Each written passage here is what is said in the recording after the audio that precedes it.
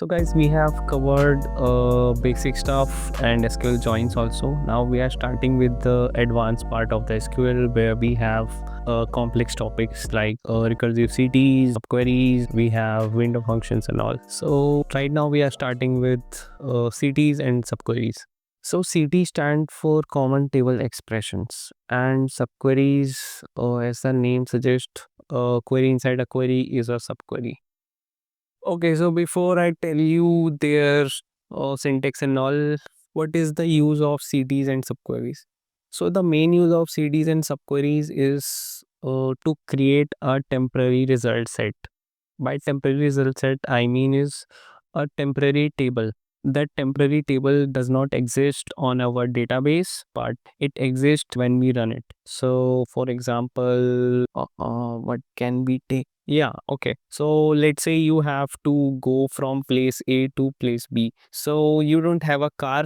So what you do is like you book a cab, then you use that car to go to place B. So that car is not yours. That is a temporary vehicle you have, rented. So same way we have temporary result set. We use it and then it's gone. Like it does not exist in our database. That car does not exist in our garage. Same way our temporary result set does not exist in our database. We use it, then push, it vaporizes from existence. That's what a temporary result set is. So how can we create temporary result set? The first way is subqueries. Why subqueries first? Because subquery is simple and easy to understand, and it will feel natural to you that like we should use it this way. So that's why. So this was the left join I have created. So we have two tables, student and enrollment. Student table contains student name, student ID and the class. And enrollment table contains student ID and the subject which that student have taken. So we are getting all of the student. So now what if we want only student from class 10th A?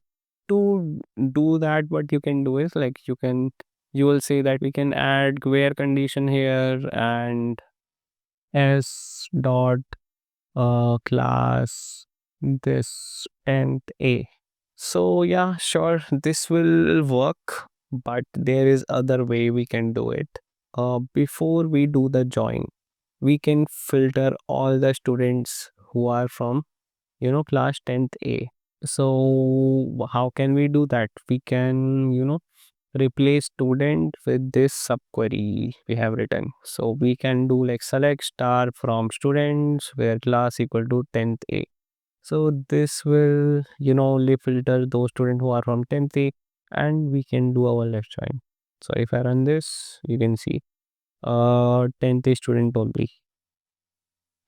Okay, and by doing this there is one advantage also. What is that advantage? Can you tell me? Okay, I will tell you. So the advantage is that let's say the student have data of 1 million student. We wanted only 10th A student, right? And only 50 student are from 10th A. So if we filter here, what will happen? Like it will join 1 million records with this. So this query, and then after like doing the joins, we are doing the filter. So this query will run much longer than this query. So here like what we are doing, like we are filtering at the first step. So we will only receive like 50 student here, then 50 student will get joined with this like 10 records. Then this query will run much faster than this query. So this is how we do optimization in SQL, but that's not the point. I am teaching you guys subqueries right now. So yeah, this is how a subquery looks like and subquery works. Now what if I add multiple things here like order by, and what if I do multiple joins here, inner join some other table. some other table and I create a subquery for this table. I only want maths students.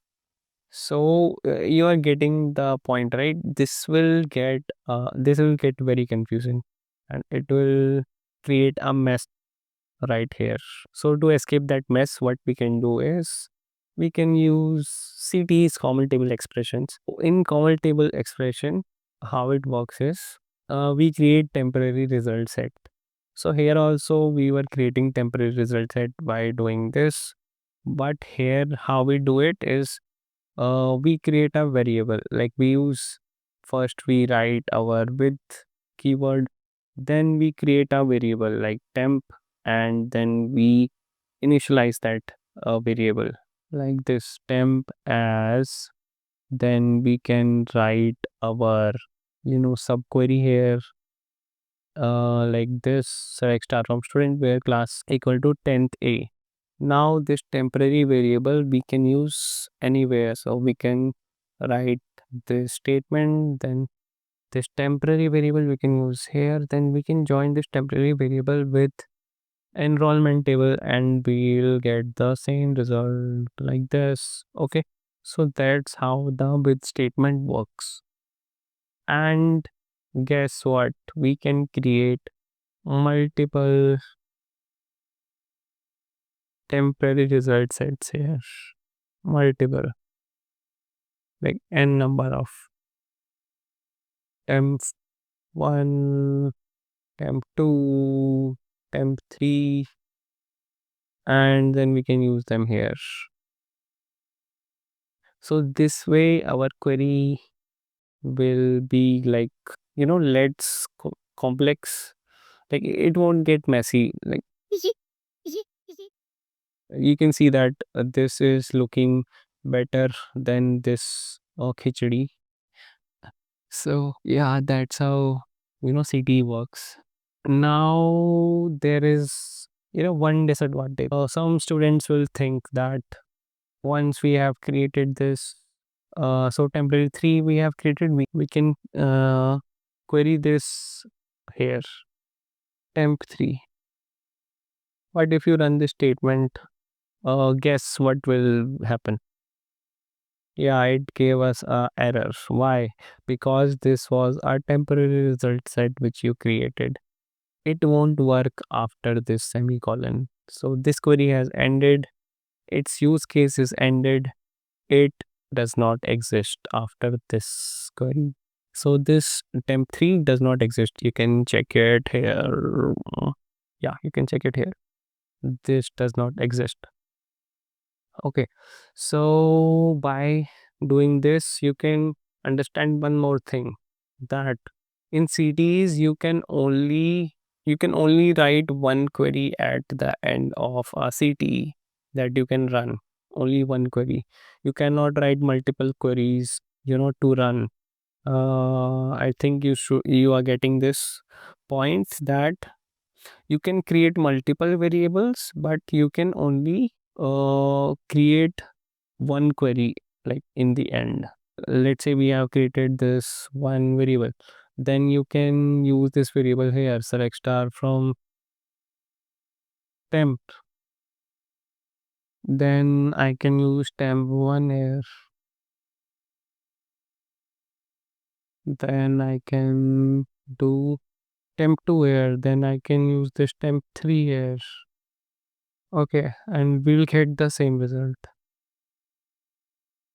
So this way you can create a hierarchy, like, so after this if I have to do some filtering anything after this, so I can create a variable for this also, like I can do comma, then temp4 as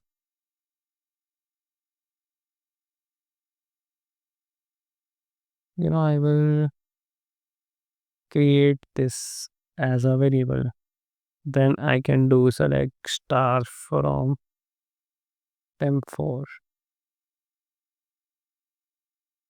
and I can do filters. Then again, like if I want to do some more things, then I will again create temp5 and I will put it there. Then I will do some calculations on top of it.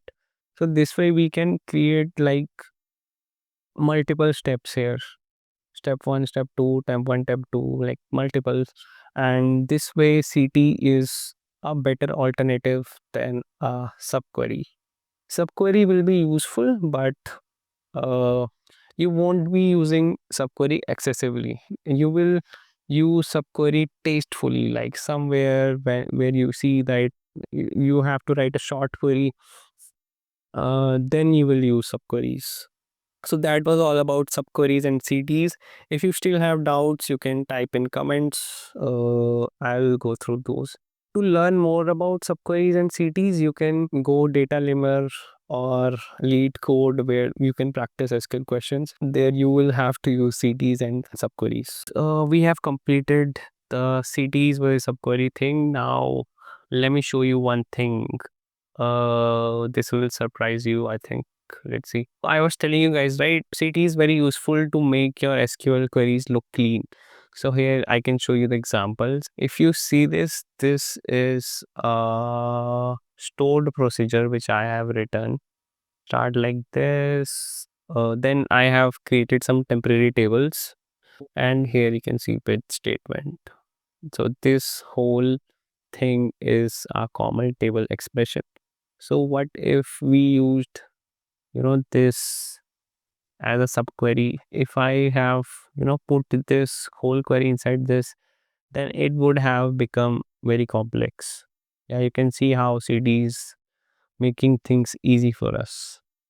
What else I can show you here? You can see joins. We are using joins, and this is the recursive CTE. So this I will tell you in later episodes. So yeah, this was it. So there's nothing much here. We have used window functions as well here. Here you can see we have used lag and lead. So this I'll teach you in next episode. So stay tuned in and don't forget to watch that video also.